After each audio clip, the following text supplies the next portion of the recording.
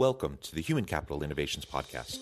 We're your source for personal, professional, and organizational growth and development, where we share original research, explore industry trends, and interview executives and thought leaders from across the globe. We hope you join us often for practitioner-oriented content around all things related to leadership, HR, talent management, organizational development, and change management. Maximize your personal and organizational potential with Human Capital Innovations Podcast.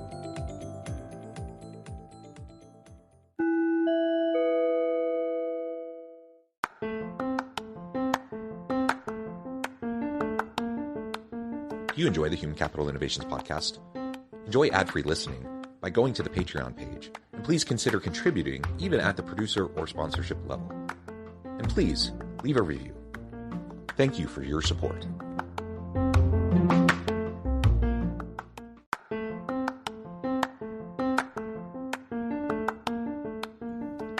Welcome to the Human Capital Innovations Podcast.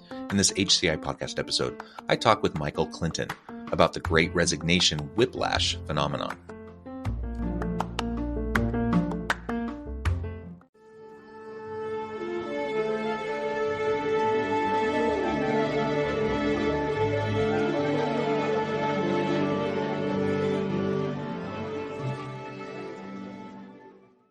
Michael Clinton, welcome to the Human Capital Innovations Podcast.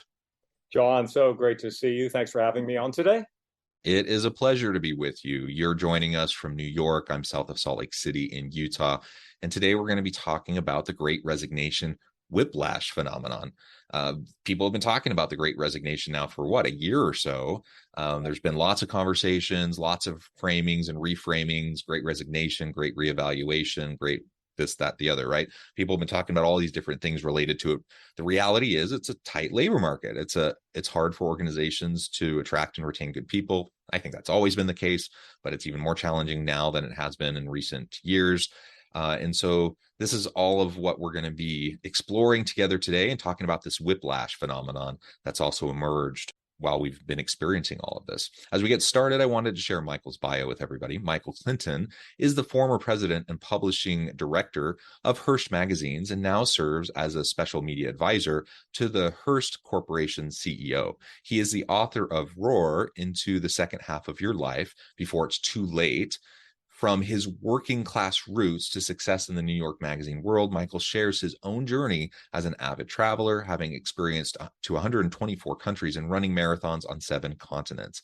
A photographer, private pilot, part owner of a vineyard in Argentina, and founder of a nonprofit foundation, Michael holds a bachelor's degree from the University of Pittsburgh, plus 2 master's degrees from Columbia University and Pace University. He serves on the board of trustees of International Center of Photography and Pace University, and has written for the New York Times, Town and Country, and Runner's World, among many other outlets. He resides in New York and Santa Fe, New Mexico. And in the pre-interview, we were just chatting, and sounds like you just returned from Italy last night. So you've been gallivanting around the world and enjoying all the beauties that are out there.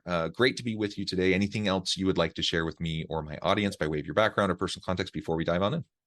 Amazing. Thanks for the introduction. I'm exhausted just hearing about it. But I always say to people, I know I'm also very annoying because people always say, how do you get so much done in a given day, which we can talk about. But yeah, we just got back from a great 2 weeks in Tuscany. As you know, the dollar's very strong. So I'm telling everybody to go to Europe right now. The food was so plentiful and affordable and so forth. But yeah, no, it's great. It's really great. Thanks for that nice introduction.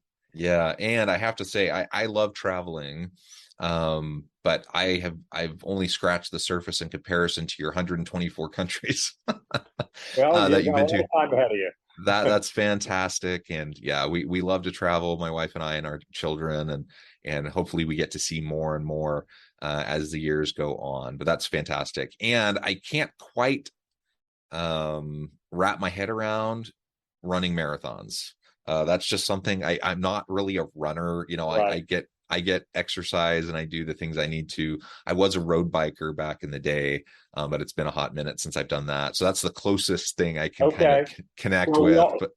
We all have our thing, right? We all find our thing. Running is still my thing. I like to tell everyone that you can start at any age if you're interested, and it just happens to be the thing that turns me on the most. Yeah, well, that's fantastic. All right. So today we're going to be talking again about the Great Resignation whiplash phenomenon. So why don't you describe that for us a little bit, and then we can start to pull Yeah. it apart and dissect it a little bit. Yeah, one of the things that I observed, whoever made up the phrase "the Great Resignation," I give them a lot of credit because it got a lot of press coverage and it was a big soundbite. But at the end of the day, when you really pull it apart and unpack it, it really didn't exist in the true sense of a massive resignation. Because what happened is the percentage of people who are in their top earning years, let's call it, up into your 50s, the numbers were very, very small of people who actually left their work and their workplace. I mean, people have to pay mortgages and rent and feed kids and pay tuitions. And so the numbers were dramatically small. Where it had a big impact, obviously, was with the 65-year-old people who took early retirement, people who were, more exposed from the pandemic standpoint, from a health standpoint. It made those people who were in their early 60s may have said, well, I'll opt out now and take a couple of years and see what I'm going to do next. And I'll get to that in a minute. And then, of course, the people who are on the front lines of public serving jobs, restaurants and things like that, were the ones that they didn't resign. They were kind of forced to not work. So when you start pulling it apart and looking at it, you began to see that it was more media hype than it was perhaps reality. And I made this observation a number of months ago that there was kind of a whiplash happening, that in fact people were going back to work. There were people who were re-entering the workplace. As you mentioned earlier, the labor force is very tight. There were a lot of people who were in their early 60s who said, okay, I took a couple of years off and now, I'm ready to go back and do something else. Maybe not what I did, but I want to go back into the workforce. So all of a sudden now you're seeing all of these stories hit about everybody re-entering. So we publish Esquire, and I've been doing some writing for them. And I went to our editor and said, I'd like to write a piece on this, which I'm sure you're familiar with, about the Great Resignation Whiplash, which people can access on Esquire.com. But it was just this very thing that people were re-entering. And by the way, people need to work. A lot of people needed to work, and also a lot of people want to work. If you're 60 and healthy, you're going to live to be 90, hopefully. And so that's a long haul. You can't, play the proverbial golf game for 40 years. It's just not sustainable. So I'm meeting a lot of 60 somethings who are saying, I want to go back into the workforce, but I want to do it in a different kind of way, with a different kind of approach. So I think those are some of the top line things. We can jump in a deeper way if you want on any of those. Yeah, that's fantastic. And again, it's important to note the Great Resignation. That was one that got a lot of traction, that term, right? And then everyone started to jump on that bandwagon. And so then people started calling it, the Great Reevaluation, the Great Reawakening, the Great whatever, right? And there were 1,000 of them. And right. each of them actually, I think, kind of get to your point. Like each of those different ways of framing it actually were trying to kind of pull back the curtain on this whole idea of the Great Resignation, saying, is it really happening the way people were initially thinking, or are there these other phenomenon happening that are really describing what's going on?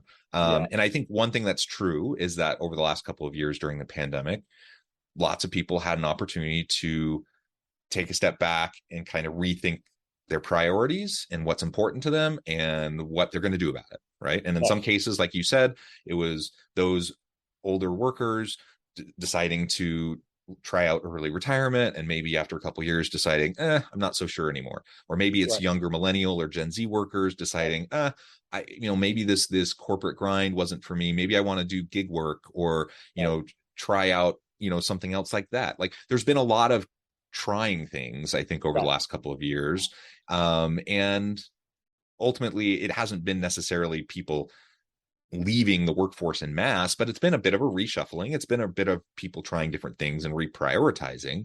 But ultimately, we're still a couple of years later, into the pandemic. We're still in a place where most people have to have a job, like an actual normal job. Most people want to have a job, and most people are trying to put their best foot forward to get a good opportunity to have a good, meaningful career where they can make a contribution. That looks different for everyone, of course, but ultimately that's the reality, right?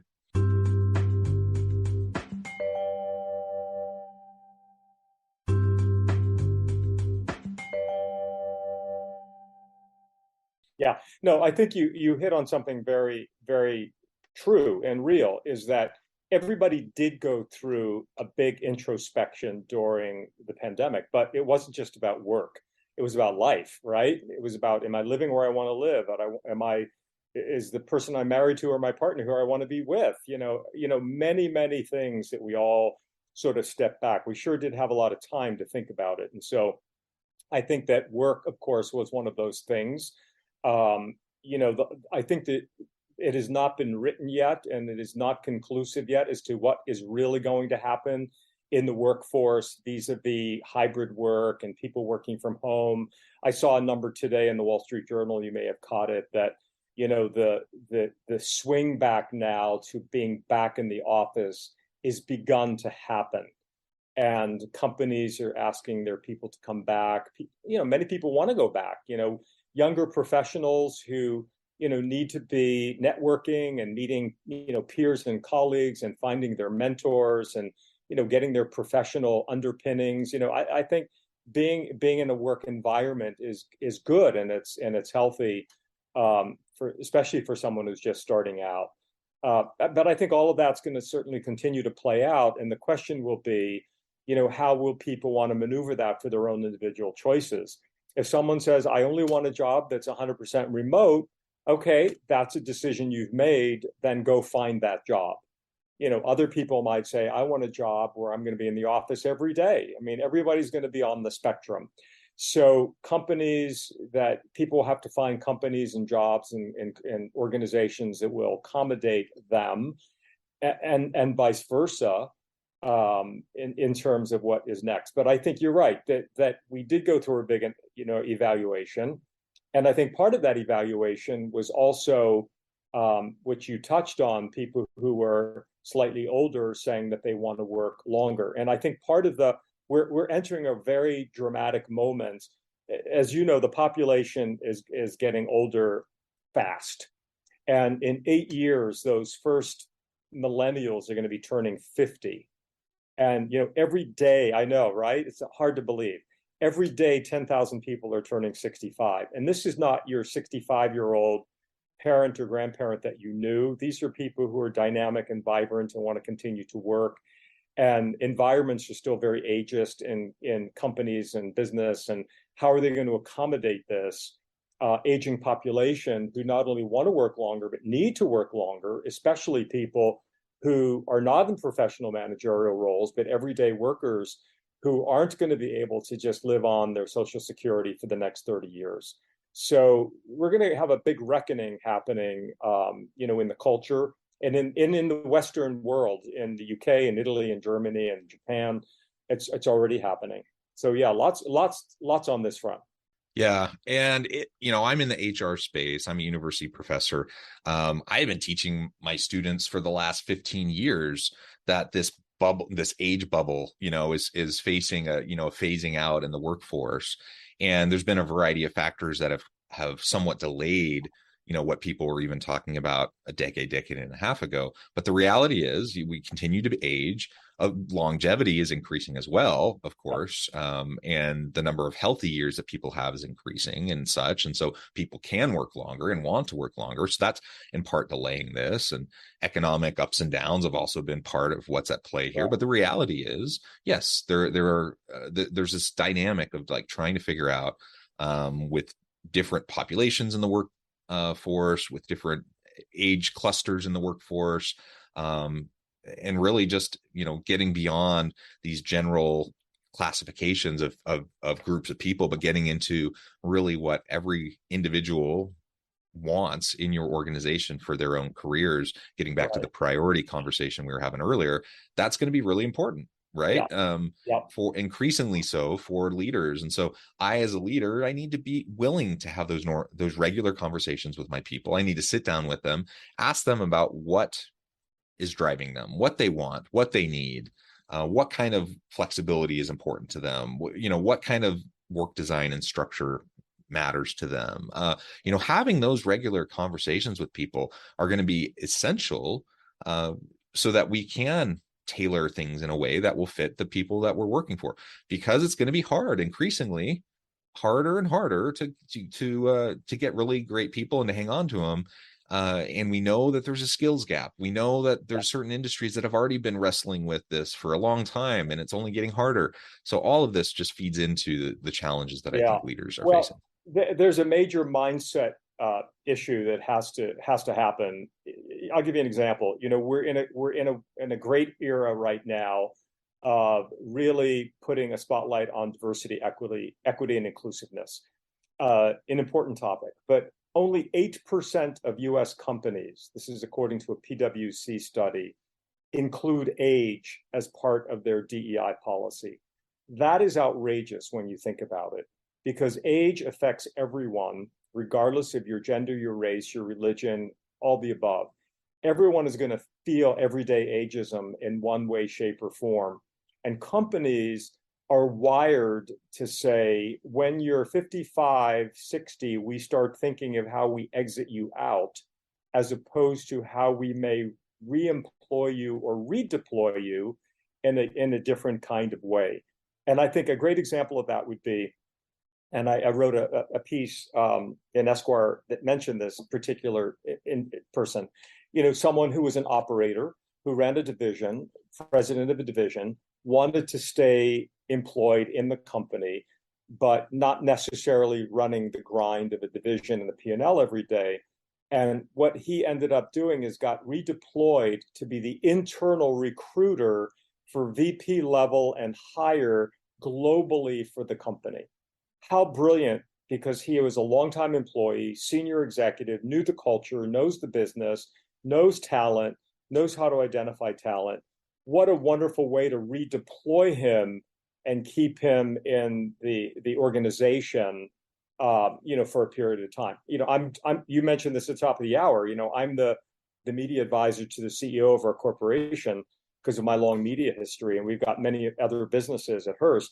And the value that I can bring to that discussion, I'm not doing the day-to-day anymore, but I'm still contributing in that kind of way. So I think it's really being creative and innovative, not just with your 20-somethings and your 40-somethings, but also with your 60-somethings who want to stay engaged. You also know that this is the first time in human history where we will have 5 generations of people in the workplace at the same time, and that has enormous, opportunity. In terms of intergenerational activities, in terms of what each generation brings to the party. And it's also important because it shows that 30-something, the Stanford University, you might be familiar with this study they just did called the New Map of Life, that says the 100-year life is here, and that the 40-year career is going to become the 60-year career. That lifespan is in such evolution that people will have a 60-year work life that takes you to, let's call it 80-ish. That has huge implications for next generations. I had a 40-year career, but if you have a 20-something in your household, that person's going to have a 60-year career. And by the way, it may not be the linear career and it probably won't be the linear career. It'll be multiple different kinds of careers. It's a really intriguing topic.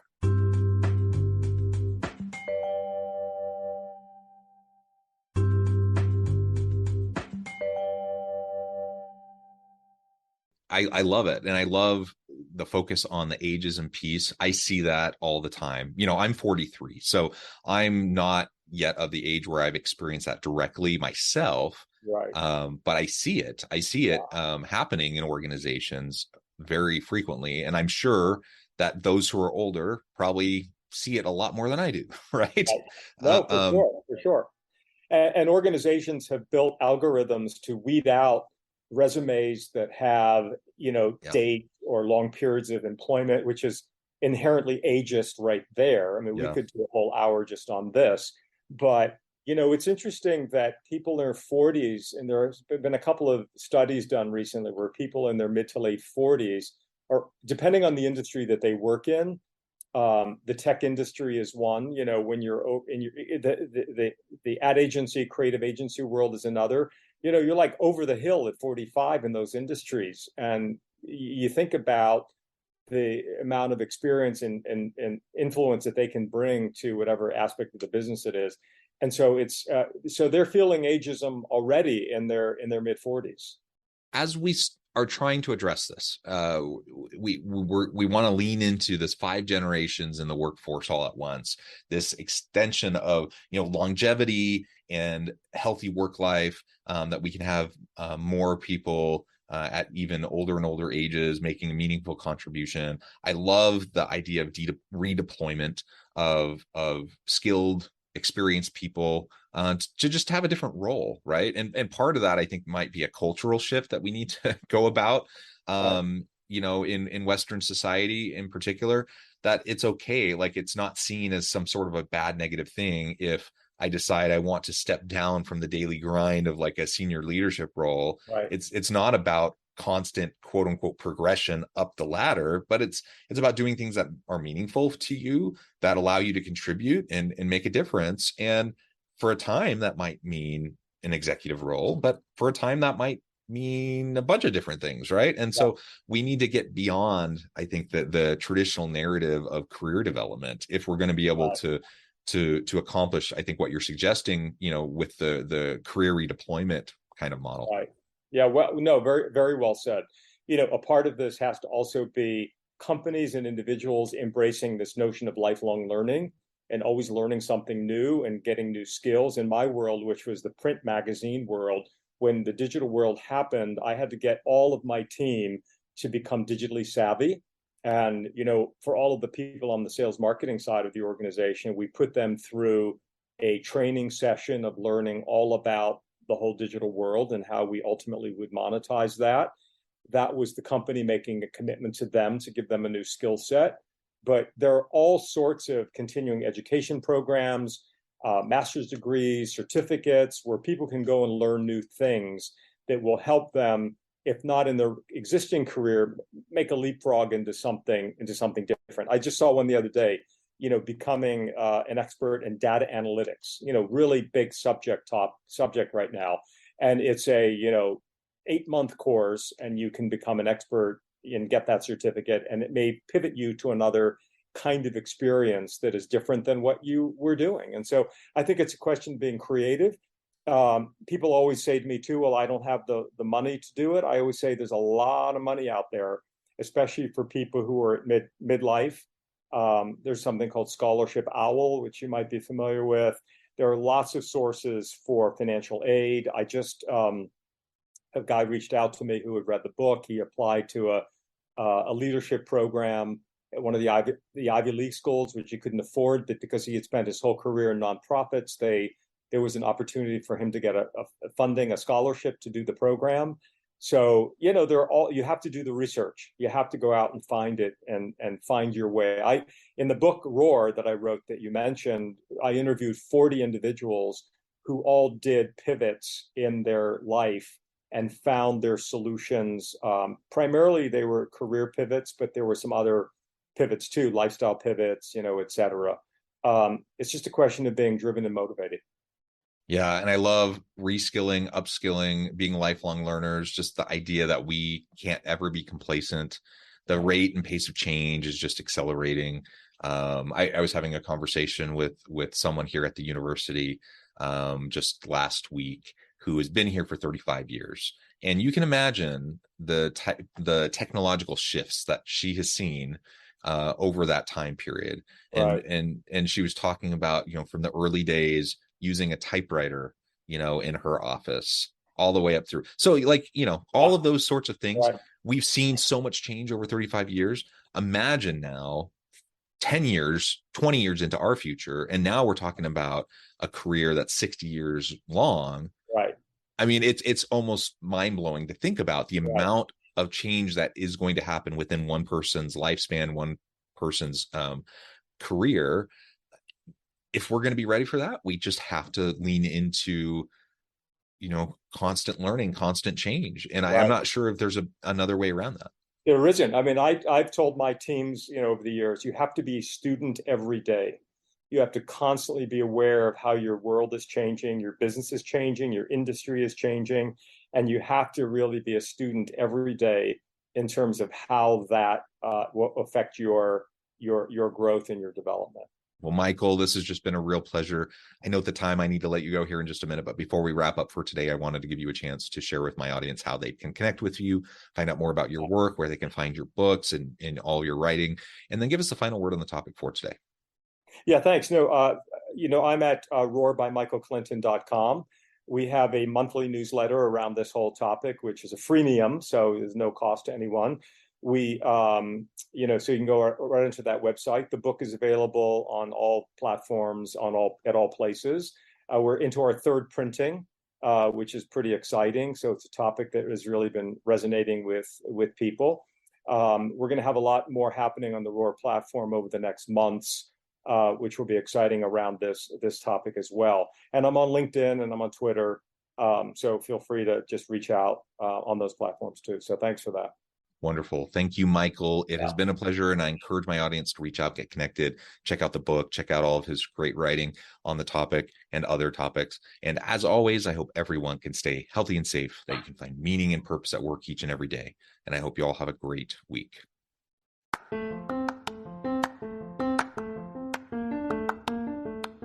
If you enjoy the Human Capital Innovations podcast, enjoy ad-free listening by going to the Patreon page, and please consider contributing even at the producer or sponsorship level. And please leave a review. Thank you for your support.